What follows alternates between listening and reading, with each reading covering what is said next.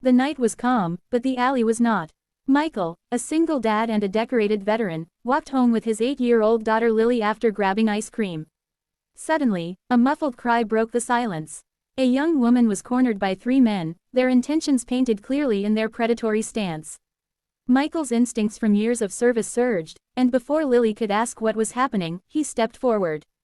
"Stay back, sweetheart," he whispered, setting his ice cream down. The attackers didn't see a tired single father, they saw a target. But they were wrong. They had just awakened the warrior inside him, and tonight, he would not let anyone fall victim before his eyes. The first man lunged, but Michael's reflexes were honed sharper than fear. He ducked, twisting the man's arm behind him and sending him crashing into a trash bin. The second swung wildly, but Michael's elbow caught him in the chest, knocking the wind out of him. The third tried to grab the woman, but Michael's combat boots met his ribs with a force that left him gasping. Lily watched wide-eyed, clutching her teddy bear, whispering, "Daddy." Michael shielded the woman with his body, eyes blazing with determination. Within minutes, the attackers stumbled off into the shadows, broken and beaten by the man they underestimated. The woman trembled, tears falling, whispering thank yous that barely carried through the night. Lily tugged at her father's sleeve, her innocent eyes filled with concern. "Daddy, can we help her?" she asked softly, breaking the tension. Michael knelt, brushing a strand of hair from her face. "We already did, baby.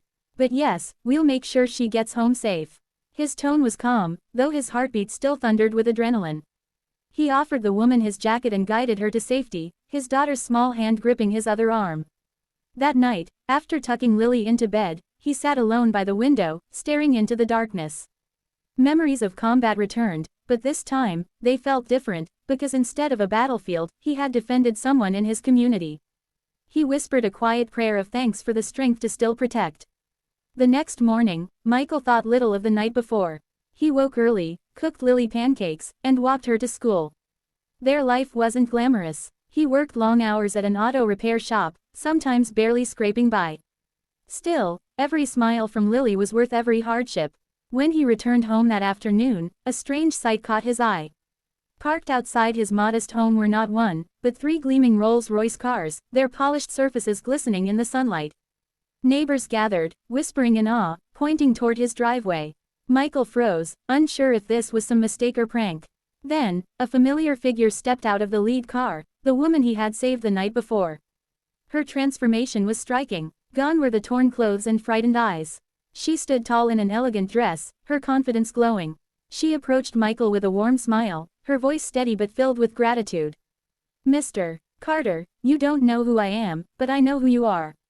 You saved my life, and I owe you more than words." Michael frowned, bewildered, as Lily peeked from the doorway, curious about the shiny cars.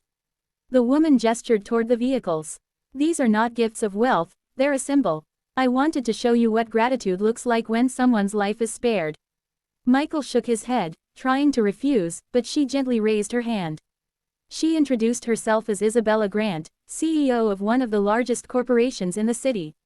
The revelation left Michael stunned. "I was walking home alone, stubborn as always," Isabella explained, her voice softening. "If you hadn't been there, I don't want to imagine what would have happened." Lily stepped forward, tugging her father's hand and asking, "Daddy, is she our friend now?" Isabella knelt, her eyes filling with tears as she nodded. "Yes, sweetheart, because of your daddy, I get to live another day." The sincerity in her words melted the heaviness of the moment. Michael's chest tightened, realizing his simple act of courage had rippled into something far greater than he imagined. The neighborhood buzzed with curiosity as Isabella invited Michael and Lily for lunch. They drove in one of the Rolls-Royces, an experience Lily could barely contain her excitement about. She pressed her nose to the glass, giggling at the luxury, while Michael sat silently, feeling out of place in the leather seats. At the restaurant, Isabella listened intently to their story, the years Michael had given to the military, the sacrifices, the loneliness of raising a daughter alone, the struggles of civilian life. She didn't pity him, she admired him. "You see," she said gently, "heroes don't always wear medals. Sometimes they're just dads doing what's right." Michael's throat tightened, his humility clashing with the honor she spoke of. Days passed, and Isabella continued to visit. Not with Rolls-Royces, but with meals, laughter, and genuine companionship. She became a presence in their lives, not out of obligation but choice. Lily adored her, calling her Aunt Bella, while Michael slowly let his guarded heart soften. He began to realize that courage wasn't just in battle, it was in allowing others to enter your life when you least expect it. Isabella offered him opportunities, better work, connections, but he remained grounded, valuing the simple life he had built for Lily. What touched Isabella most was not his refusal of luxury, but his insistence on integrity. She saw in him the rare kind of strength that money could never buy. Yet challenges still came. Some neighbors whispered, questioning why a wealthy CEO would spend time with a struggling veteran.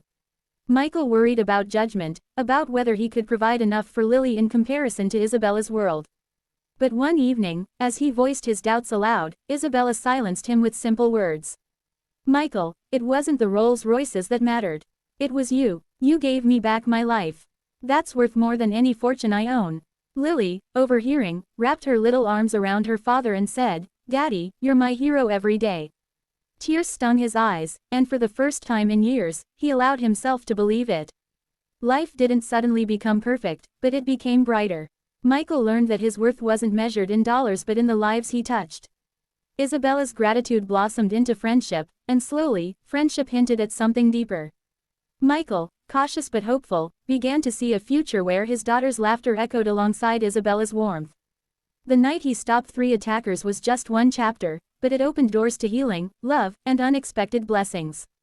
And when Lily looked up at him each night before bed, whispering, "Daddy, we helped her," Michael knew she was right.